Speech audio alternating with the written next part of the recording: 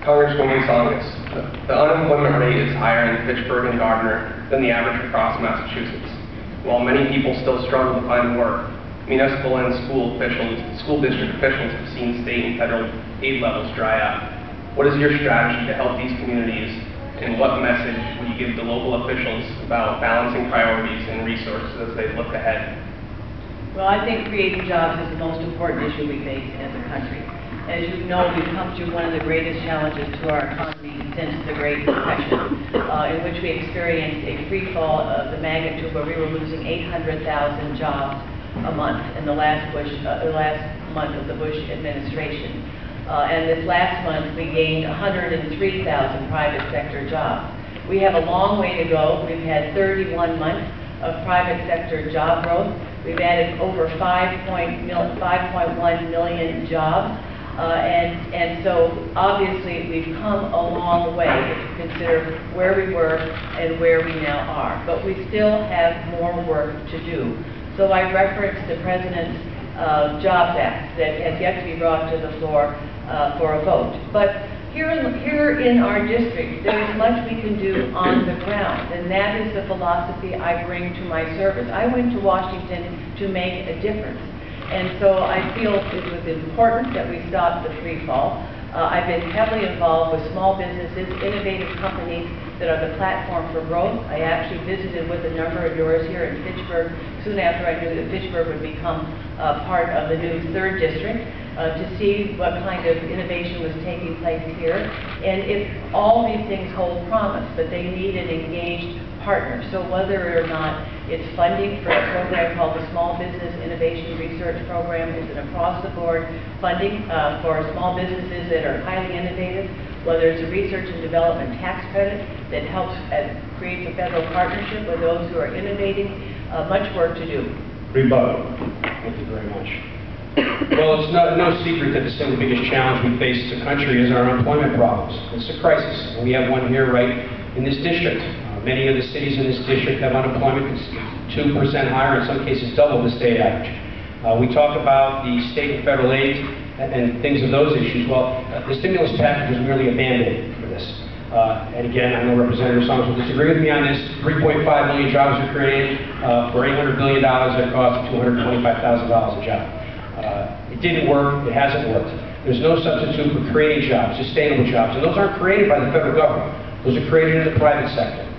Now, if you can tell me, we can talk about the jobs numbers that were last week that came in at 103 private sector jobs. That's great. And I hope that it's a trend that continues. But let's look at the numbers behind the numbers. If you were to take the same number of people that were in the market, that were participating in the labor market from the beginning of this administration's term to now, our unemployment rate would be 10.7%. If you were to include the people that were dropping out of the labor market because they grew frustrated, the unemployment rate would be 15%. Our economic growth is going backwards. We are on lower growth this year than we had last year, and last year was lower growth than the year before. It isn't working. Small business isn't creating jobs, and they're not creating jobs because they're at odds with the federal government. The federal government has no respect for small business. They think that they can be their credit card to pay to expand the government. Let's lower the corporate tax rate from 35% to 25%. Expand the tax base, extend the tax cuts for everyone. These are not tax cuts. Only in Washington, D.C. can you keep tax rates where they are and call it a tax cut. Thank you. Thank you. Any comment? I respectfully disagree. If we take a look at the Recovery Act, 1/3 of it was a tax cut, one of the largest tax cuts in the history of this country. 1/3 of it was dollars sent back to the states and local communities to absorb the free fall in their economy, keep teachers in place, keep firefighters in place, keep policemen employed, and keep our communities safe. So the figures that Mr. Golnik is putting out are simply not the case. I think we have to look at a whole host of things. We also need to focus on manufacturing in this country. As my opponent talks about changing the tax code, there's one place we really should change the tax code. And that is we should encourage companies to stay here and manufacture here and not have a tax code that rewards companies who offshore. Fitchburg, Gardner, Lowell, Lawrence, Haverhill are rooted in the manufacturing sector.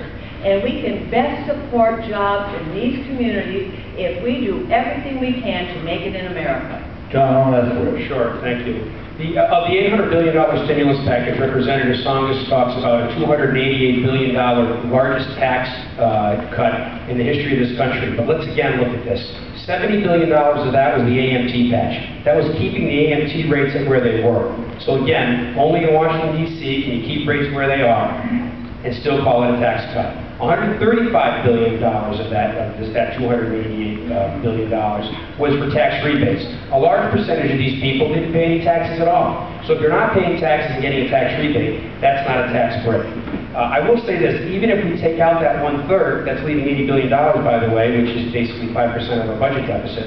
But if you take the $511 billion that are left, that's still a cost per job of $149,000 a job. Now, you say that 1/3, Representative Tsongas, went to state and local aid for teachers and firefighters and police, etc.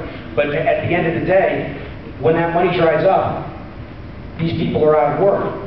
So you need to grow this economy and create jobs. And one last point, Representative Tsongas, I'm glad that you're concerned about manufacturing, but if you were, I don't think you should have probably voted for that 2.3% medical device tax on the Affordable Care Act, which is crushing the medical device makers here in this district. All right, time. $100 million a year. Last